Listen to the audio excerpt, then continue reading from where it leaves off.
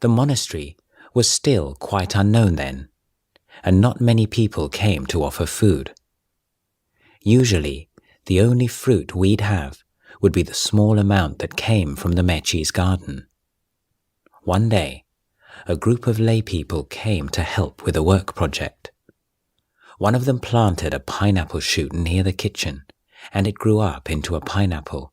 Very big it was too, like the ones that nowadays they bring up from the southeast. Pineapples were rare then. Every day, when we went to the kitchen, we'd look at the pineapple and be thinking how big it was becoming and wondering what Luang Por would have done with it when it was ripe. All of us were looking forward to taste it because we'd never eaten a pineapple before in our lives. Then, one day, the pineapple disappeared. "Oh no," I wailed in my mind. "Where's it gone?"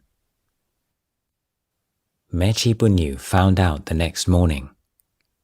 The pineapple had appeared in the kitchen, neatly cut into 15 equal pieces, one for each of the 8 monks and 7 Mechis in the monastery. Luang Por was not idealistic about sense restraint. For monastics, training themselves to detach from sense pleasures, enjoyment outlives indulgence and is supplanted by equanimity through insight, not by acts of will. For almost all the members of a monastic community subsisting on a bare diet, a slice of an exotic fruit is a treat. Luang Por did not condemn it as worldly foolishness, and was content to ensure that everyone in the community, including the Mechis, had an equal share in this treat.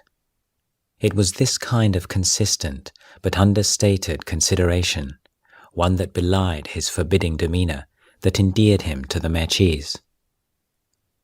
Luang Por's concern for the Mechis was clearly apparent to the monks, not least through his regular exhortations on the fair distribution of food.